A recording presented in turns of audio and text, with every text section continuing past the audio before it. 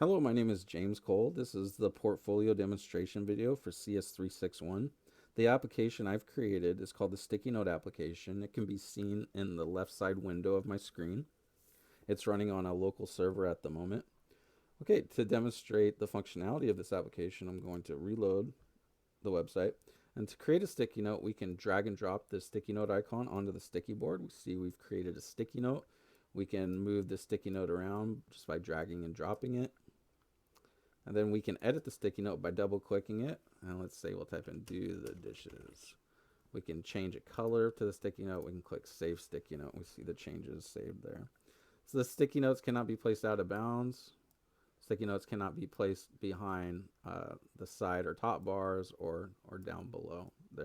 They are to remain on the sticky board. The editor inside this matches the UI element in that we cannot add more rows than what's acceptable. So we see if we press enter, nothing. We cannot enter a new line there. And the same goes for columns. You cannot write out a long line of text that will expand beyond the graphical element. So how this application interacts with the microservice, well, whenever a user connects to this application, all of the data is fetched from the server. And we could see there's many different user boards that have been created. We can click through them. None of this information is being saved locally, but rather being fetched from a server. Okay, we can create a new user. So let's go ahead and do that. We type in new guy and then press enter. And then if we want to, like, say, create a new sticky note, we can save this board. And if we reload the page, we'll see that new guy has persisted with their board information there as well. We can delete a user by selecting the user and click delete user. We no longer see new guy in the list. We can reload the page and new guy is still not there. We can edit an existing board.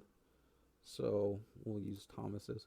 So for example, we can maybe align Thomas's sticky notes in a vertical manner. We click save board. If we reload the page, we see that Thomas's board configuration has persisted. The two features that I've implemented during this sprint was the adjust sticky depth feature.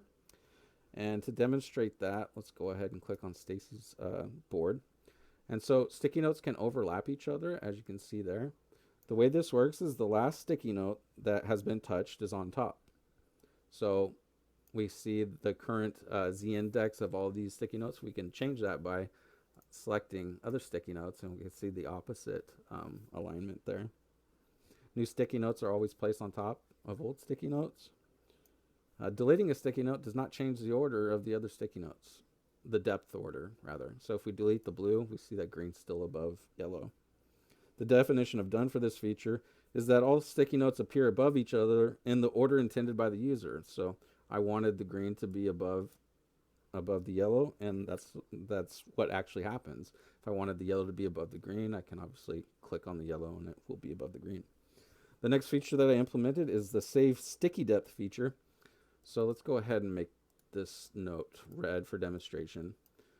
So say I wanted this depth configuration to persist. I can click save board, and then if we reload the page and click on Stacy, we see that that depth has been saved.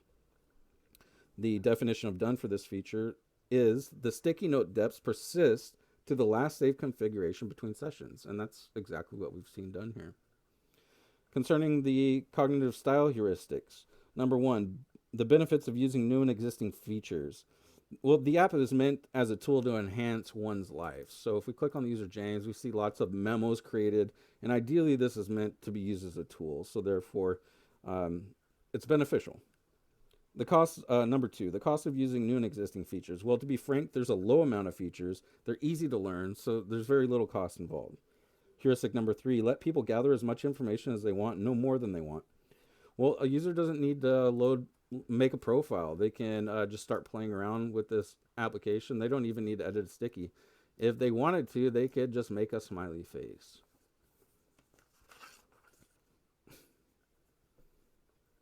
Also, I've included an about page that shows the two different routes for interacting with this application, a persistent route and a non-persistent route.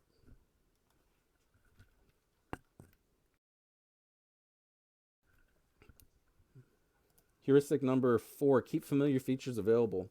Well, this application uses a drag and drop feature, which is a very common implementation in a lot of software. And we also use a double click, which is also very common. In this editor window, instead of clicking either of these buttons, the user can click outside the window and it will return them back to the screen, which is also another common feature. Heuristic number 5, make undo, redo, and backtracking available.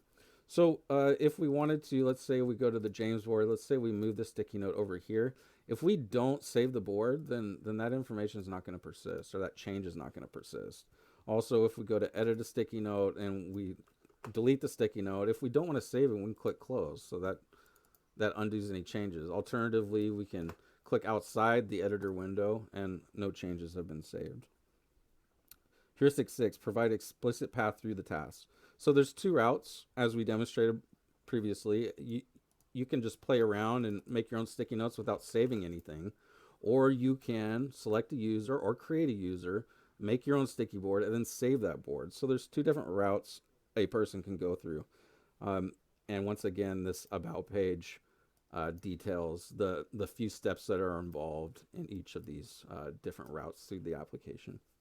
Heuristic number 7, provide ways to try out different approaches.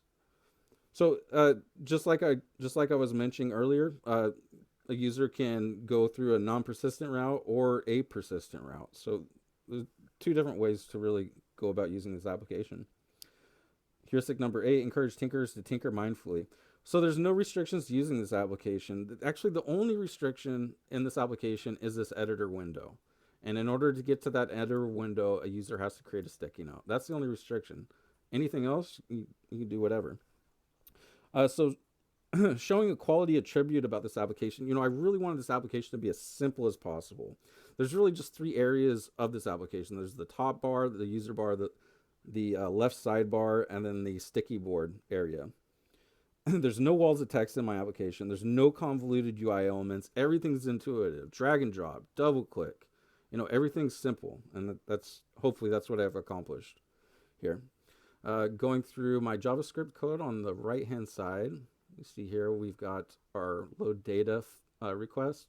We've got 3 different sorting functions. We've got our load board function, got our save board function, delete user function, create user function, add note, delete note, edit note, change note color, close edit window, save note, rotate z index function, drag note function, and then drag new note function. Hey, thanks a bunch for watching. Bye.